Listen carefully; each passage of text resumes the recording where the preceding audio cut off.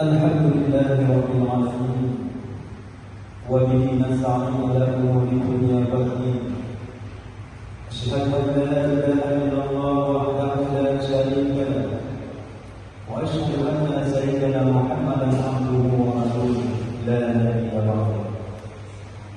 اللهم صل على سيدنا محمد وعلى اله وصحبه وبارك وسلم. قال الله تعالى في القرآن الكريم: أعوذ بالله من الشيطان الرجيم. بسم الله الرحمن الرحيم. والعصر إن الإنسان لفي خسر إلا الذين آمنوا وعملوا الصالحات وتواصوا بالحق وتواصوا بالصبر. صدق الله العظيم. وقال النبي صلى الله عليه وسلم: إذا مات ابن آدم انقطع عنه عمله إلا من ثلاث: صدقة جارية أو علم ينتفع به أو ولد صالح يدعو له.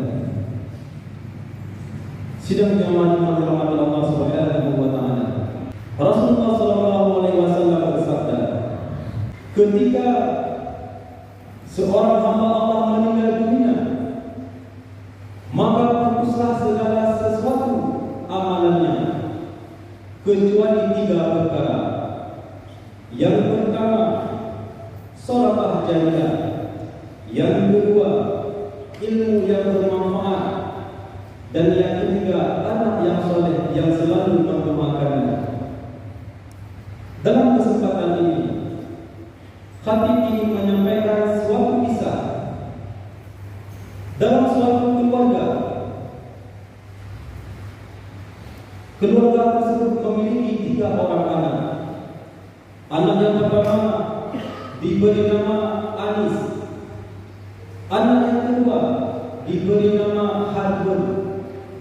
Dan anak yang ketiga diberi nama Amsal. Dalam kehidupan mereka sehari-hari, perlakuan orang tua kepada ketiga anaknya itu sungguh berbeda. Yang mana anak pertama yang bernama Anis dan anak yang kedua bernama Harun diperlakukan oleh orang tuanya begitu spesial, tetapi berbeda dengan perlakuan kepada anak yang bernama Amsal. Anak yang pertama, ketika dia meminta sesuatu keinginan, dengan langsung orang tuanya memenuhinya. Begitu juga anak yang kedua, tetapi ketika anak ketiga meminta sesuatu keinginan kepada orang tuanya selalu menunggannya, bahkan melupakannya. Sehingga suatu ketika orang tuanya meninggal dunia. Ketika proses di pemakaman, setelah selesai pemakaman orang tuanya, anak yang bernama Anis dan anak yang bernama Harun langsung pulang ke rumah.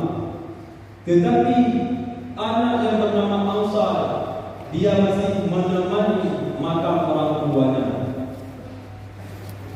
Dari kisah tersebut kita ambil suatu pelajaran. Anak yang bernama Anis adalah anak dan istri. Anak yang kedua Harun adalah harta benda. Dan anak yang ketiga bernama Amsal adalah amal saleh. Suatu ketika kita meninggal dunia,